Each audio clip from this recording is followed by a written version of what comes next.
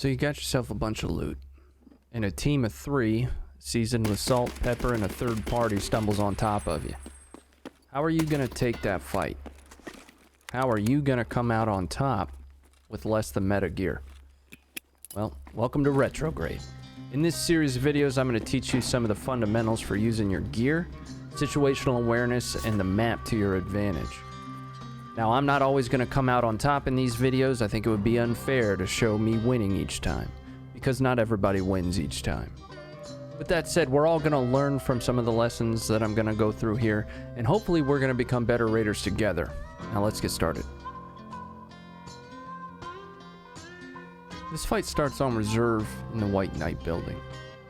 White Knight has lots of good sight lines on the map, but the majority of the roof is in play from other areas, and that's going to be a really key element to this fight. Now, while looting White Knight, I found myself in quite a bit worth of money in loot. I really didn't want to part with it. By the time I'd finished looting, all those audio cues that are so important to Tarkov started happening. I could hear players pushing my building. That's where we pick up. Now, I already know somebody's here, but this is where I hear my first set of footsteps. I'm tracking through the wall as best as I can where that individual is, but then I hear a second set, and that's when I know I've got a 2v1 situation at a minimum on my hands. Now, I'm listening to them go through and I hear the first door. I need to double check to see if they just breached that external door that's in front of me, so I peek. They haven't. The second door though, now it's time to fight. Hold up. Let's take a second, a tactical pause, and talk about extract strategy. Hit the rewind, Karen. Now, this isn't just a blind decision to open up on these nerds because they're imposing upon my precious loot. This is a calculated engagement with an extract strategy.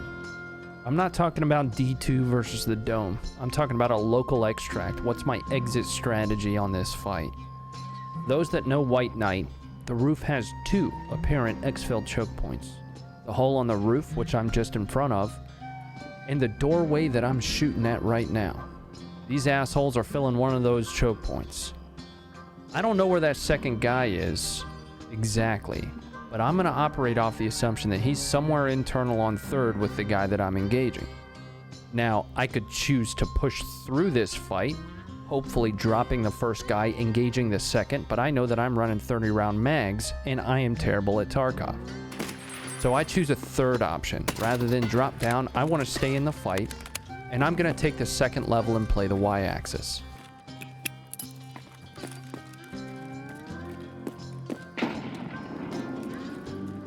Now let's watch that fight again, full speed without stopping.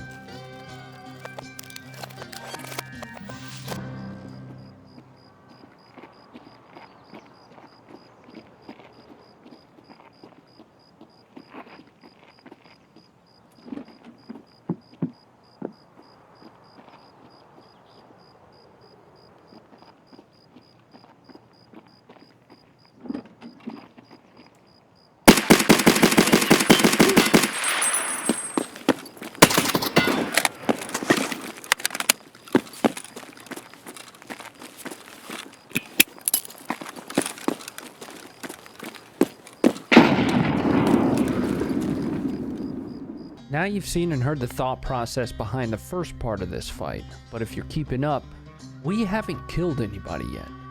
This is where map knowledge is about to come into play. It's time to get third-partied. Well, boogity boogity. Now we're really in a pickle. Let's evaluate what we've got here. We have at least 2 known bad guys inside of White Knight, a third known bad guy on the top of Black Knight. At this point, I'm not sure if they're a part of the same team or if I've got a 2v1v1 situation going on. Moving to the main roof area for the hole is a bad idea. The guy on Black Knight's gonna snipe me in the back of the head. I don't want to re-engage the guys I was just fighting because one of them's healing and the other one's holding the door like it's a Bible. I could engage the roof sniper, but where does that get me? I'm still pinched and it's time to reset the fight with the least expected play imaginable.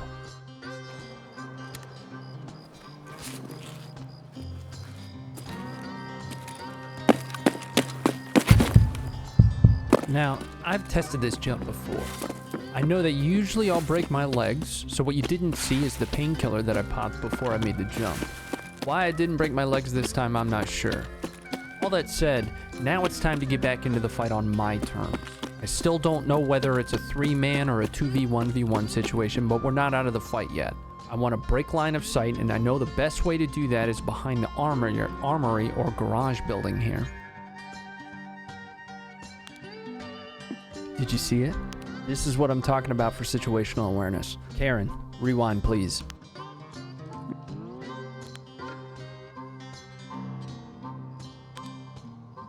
Alright, one more time in slow motion this time. This one's very important for how we take our next step on the fight. So I immediately recognized the cross from black to white knight. With that, I took a calculated risk, and I made an assumption that the crossing dickhead was our rooftop shooter. That leaves Black Knight wide open for my backfill, and immediately after recognizing that cross, it's time for me to make my move. What I also hear, though, is the fight that's happening inside of White Knight. That previous 2v1v1 assumption is now validated, at least to some level. I'm basing that 2v1v1 off of the assumption that there were only 2 original assholes in White Knight while I was on the roof. This is a good thing. Let's take advantage of it.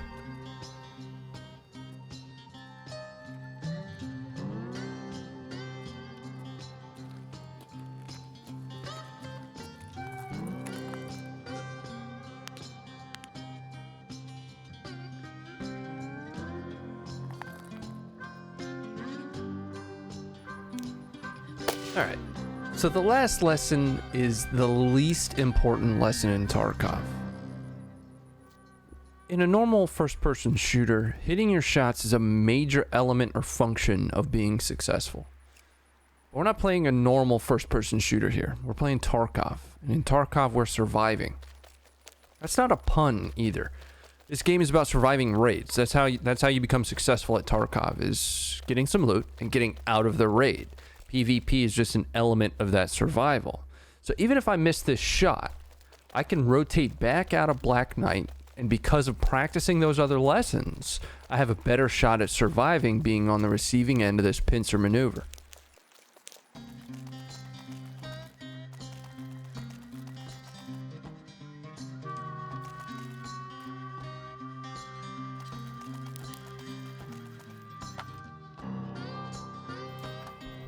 Now, enjoy a little bit of looting at 3 times speed, and then we're going to summarize this fight and the lessons right after that.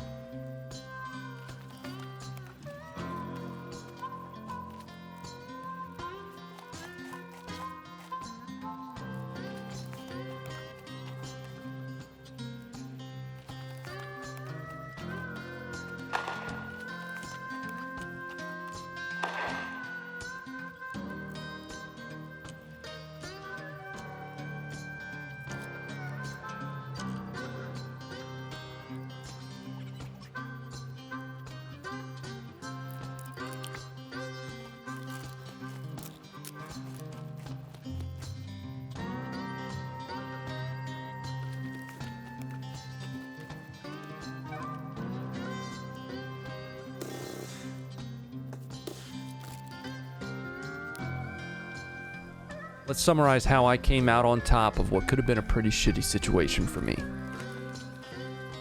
First, I had an extract strategy. I knew before I ever went into that fight, before I fired a shot, where I was going. I knew I was jumping off that roof if I didn't win that first salvo.